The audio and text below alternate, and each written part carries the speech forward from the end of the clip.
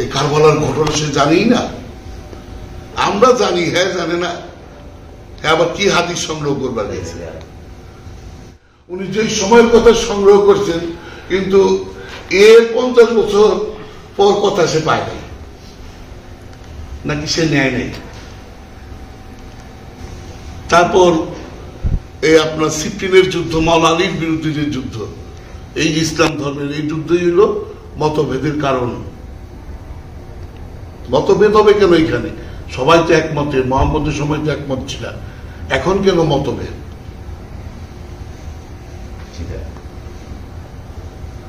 এই যুদ্ধটা কি বুখারী সাহেব কি দেখে নাই, শুনে নাই?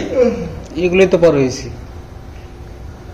সে তো অনেক কিছু একেবারে ফার্স্ট টু লাস্ট মাওলা আলীর সাথে কি হইল 18 রমজানে, এগুলি কি সে জানে না? কারা কারা কোবাইল?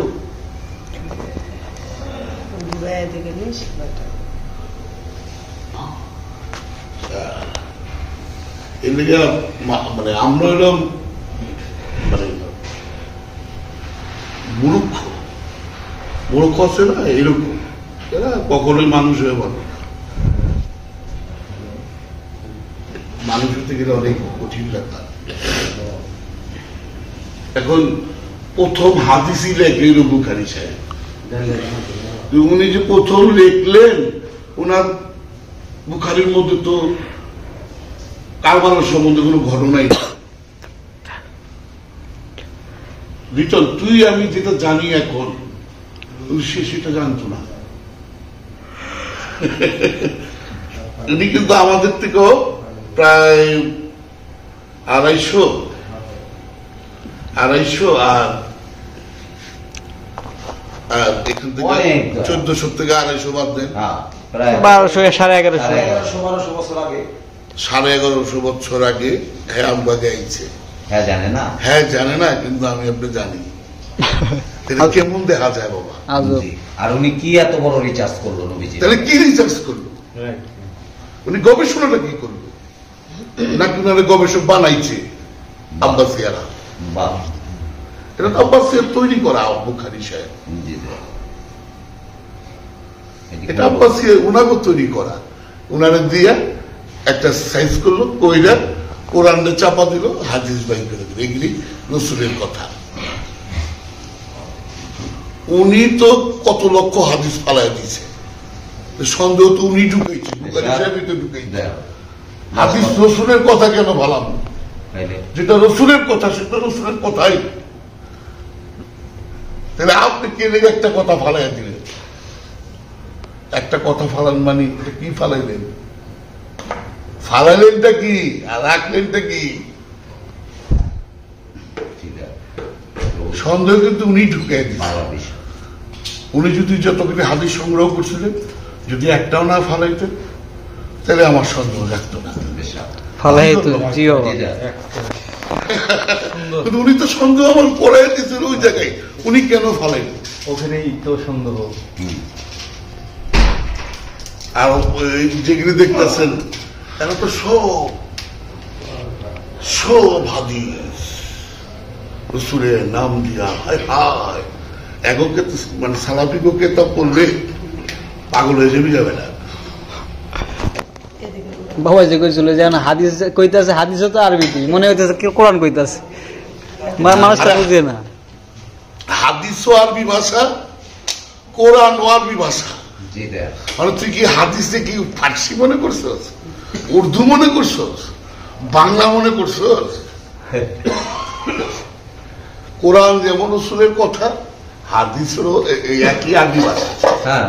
কোরআনও যেমন আরবি ভাষা, হাদিসও আরবি ভাষা। অনেক এমন তো না যে হাদিস আরেকটা ভাষা। মানে ওই হাদিস কইতেছে, তুই তো মনে করবি কোরআন কইতেছে। আমার কাছে তো এটাই মনে হয় কোরআনই কইতেছে। কিন্তু ভাষা তো একটাই। এটা কি হাদিস না কোরআন?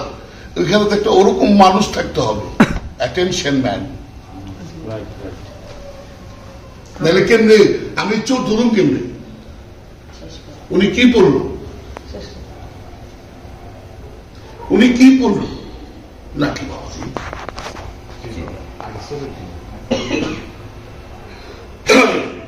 যেমন দয়াল আপনি মাঝে মাঝে একটা কথা কইতাছেন, এর মধ্যে শুনি যে মোল্লারা কিন্তু দয়াল 25 জন নবী যে কোরআনে নাম বলছে, এরাই কিন্তু এই যে সব আরবিতে বাসাইছে, সবাই এরা করে।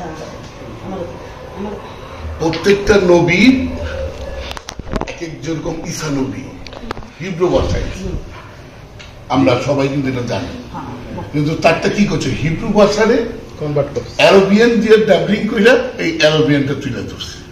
জি, কিন্তু মূল কিন্তু আপনি হিব্রুরে ডাবলিং করছেন, অনুবাদ কইরা আরবি ভাষা, আরবি ভাষায় না হয়েছে।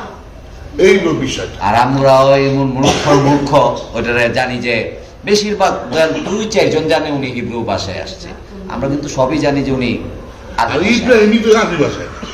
তাইলে এই যে বাজারটা যে লেগেছি তো বাজাম আইসেন বাজার, এদের যে না না কনসেপ্ট, বাবা এদের যে কনসেপ্টটা, এই কনসেপ্টটাই আচ্ছা লড়ব, সঠিক না। কেন মানে ইসলামটাকে আব্বাসিয়া চাইছে ইসলামটা জানি হাদিসের উপরে পড়ে। এই আমরা যারা উম্মত আছি বা সৃষ্টি আছি, ইসলাম ধর্মে যারা বিশ্বাসী, হ্যাঁ, ঠিক তাদেরকে চাচ্ছিল যে হাদিসের উপরে যেভাবেই হোক এদেরকে হাদিসের মধ্যে আনতে হবে। কেন হাদিসের মধ্যে গেলেই আপনি একটা আপনার মন মতো পারবেন, কিন্তু কোরআনে গেলে তো আপনি মন মতো পারবেন না। না, এটা প্ল্যানিং করে পরিবর্তন করা হয়েছে।